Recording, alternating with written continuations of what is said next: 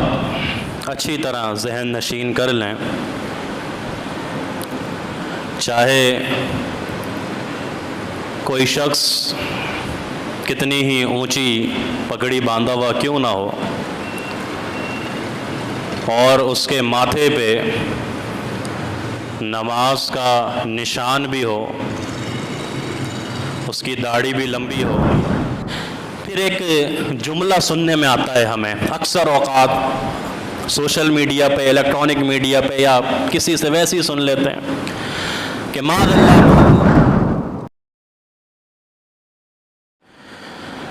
تمام قسم کی تعریفات اللہ وحدہ لا شریک مالک ارض و سما خالق کائنات کے لیے ہیں، اور بے شمار درود و سلام ہوں پیغمبر بحر و بر شافی روز جزا حضرت محمد مصطفیٰ صلی اللہ علیہ وآلہ وسلم کی ذات پر، جن کے ذریعے اللہ نے اہل کائنات کی ہدایت اور رہنمائی کا بندوبست فرمایا۔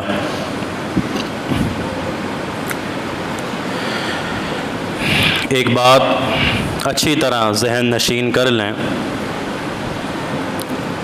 چاہے کوئی شخص کتنی ہی اونچی پگڑی باندھا ہوا کیوں نہ ہو اور اس کے ماتھے پہ نماز کا نشان بھی ہو، اس کی داڑھی بھی لمبی ہو، لیکن اگر اس کے عقائد، اس کے نظریات اور اس کے افکار قرآن و حدیث کے مطابق نہیں ہیں تو وہ اللہ کے ہاں قابل قبول نہیں ہے۔ بات سمجھ میں آئی؟ بظاہر آپ اس کو دیکھ کر بولیں کہ یہ بڑا اللہ والا ہے، یہ بڑا متقی ہے، یہ بڑا نمازی ہے، لیکن اس کا عقیدہ وہ نہیں ہے جو عقیدہ قرآن اور حدیث نے بیان کیا، تو پھر بتائیے کیا وہ چیزیں اس کے کسی کام کی ہیں؟ اس کے نظریات وہ نہیں ہیں جو نظریات شریعت کے ہیں، شریعت اسلامیہ کے ہیں، تو اس کی وہ اونچی پگ، اس کے وہ ماتھے پہ نشان، اس کی وہ لمبی گھنی داڑھی کسی کام کی نہیں۔ تو بنیادی چیز پتہ چلا کہ آپ کے عقائد، آپ کے نظریات، آپ کے افکار وہی ہونے چاہیے جو قرآن اور صحیح حدیث کے اندر موجود ہیں، تو آپ کامیاب ہیں۔ تو آئیے، ہماری دعوت ہمیشہ سے یہی رہی ہے، ہمارا پیغام ہمیشہ سے یہی رہا ہے کہ بھائی قرآن اور صحیح حدیث، اللہ کا قرآن اور محمد رسول اللہ صلی اللہ علیہ وآلہ وسلم کا فرمان، یہ ہمارے لیے حجت ہے، یہ ہمارے لیے دلیل ہے۔ اگر اپنی آپ نے کوئی بات منوانی ہے تو قرآن اور حدیث سے اس کی دلیل لے کر آ جائیں، بس یہ ہماری دعوت ہے، یہ ہمارا پیغام ہے۔ اور اگر ہماری بات ماننی ہے تو ہم آپ کو قرآن اور صحیح حدیث سے اس عمل کی، اس عقیدے کی، اس نظریے کی دلیل دیں گے، پھر ماننا یا نہ ماننا وہ آپ کا کام ہے، بس۔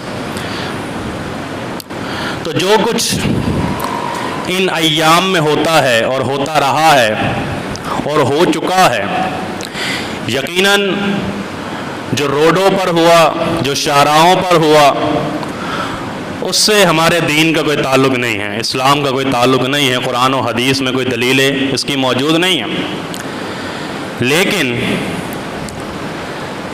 سب سے برگزیدہ جماعت انبیاء کے بعد صحابہ اکرام رضوان اللہ علیہم اجمعین، ان سے محبت میرے اور آپ کا ایمان ہونا چاہیے۔ آل رسول سے محبت، اہل بیت سے محبت میرے ایمان کا حصہ نہیں بلکہ میرا عین ایمان ہونا چاہیے۔ اور میں نے کل بھی کہا تھا کہ اگر ہم حسین کے در کے منگتے نہیں ہیں، اگر ہم حسین کے فقیر نہیں ہیں، تو اس کا مطلب یہ نہیں کہ ہم حسین سے محبت کرنے والے نہیں ہیں رضی اللہ تعالیٰ عنہ. اس کا مطلب پھر یہ نہیں کہ ہم آل رسول سے محبت کرنے والے نہیں ہیں. ہم آل رسول سے، اہل بیت سے ویسے ہی محبت کرتے ہیں جیسے کہ محمد رسول اللہ صلی اللہ علیہ وسلم محبت کیا کرتے تھے. تو یہ تو میرا اور آپ کا ایمان ہے کہ صحابہ سے محبت، امہات المومنین سے محبت، صحابیات سے محبت، آل رسول سے محبت، اہل بیت سے محبت، یہ میرا اور آپ کا ایمان ہونا چاہیے. اور وہ کیوں ہونا چاہیے؟ کیونکہ اللہ نے ان کے ایمان کو میرے اور آپ کے لیے معیار بنا دیا ہے. اللہ نے کہا ایمان کوالٹی میں تمہیں بتاتا ہوں. ایمان لے کر آؤ گے نا، ایمان کیسا لے کر آؤ گے، کوالٹی میں بتاتا ہوں، معیار میں بتاتا ہوں. فَإِنْ آمَنُوا بِمِثْلِ مَا آمَنْتُمْ بِهِ فَقَدِ اهْتَدَوْا. کوالٹی، معیار ایمان کا وہ چاہیے جو محمد رسول اللہ صلی اللہ علیہ وسلم کے صحابہ کا تھا. اللہ نے تو ان کو ایمان کا معیار بنا دیا ہے کہ تمہارا ایمان ایسا ہونا چاہیے تو تم ہدایت یافتہ ہو. پھر ایک جملہ سننے میں آتا ہے ہمیں اکثر اوقات سوشل میڈیا پہ، الیکٹرانک میڈیا پہ، یا کسی سے ویسے ہی سن لیتے ہیں کہ معاذ اللہ یہ صحابہ کی جماعت جو ہے یہ پھر گئی تھی. نبی رحمت صلی اللہ علیہ وسلم کے انتقال کے بعد، اس دنیا سے چلے جانے کے بعد یہ جماعت پھر گئی تھی. ظلم ہے، زیادتی ہے. یہ جملہ ظلم ہے، زیادتی ہے. میں آپ سے ایک بات پوچھنا چاہتا ہوں. ہمارے درمیان ہماری جماعت کے بزرگ موجود ہیں، اس مسجد میں نہیں، دیگر مساجد کے اندر، پورے پاکستان میں بزرگ موجود ہیں میری جماعت کے. ان بزرگوں نے کس سے قرآن سنا ہوا ہے؟ ایک بہت بڑا نام ہے شیخ القرآن مولانا محمد حسین شیخ پوری رحمۃ اللہ علیہ، نام سنا ہوگا یہاں. ان سے قرآن سنا ہوا. حضرت علامہ حبیب الرحمن یزدانی شہید رحمۃ اللہ علیہ سے قرآن سنا ہوا، تعلیم سنی ہوئی، دین سنا ہوا. کراچی کی بات کریں تو مفتی عبداللطیف ارشد رحمۃ اللہ علیہ، اللہ ان کی قبر پہ کروڑوں رحمت نازل فرمائے، پوری زندگی قرآن اور حدیث بیان کرتے رہے، ان سے سنا ہوا. جن بزرگوں نے ان علماء اور خطباء سے قرآن سنا، دین سنا، وہ آج فجر کی نماز کے بھی پابند ہیں.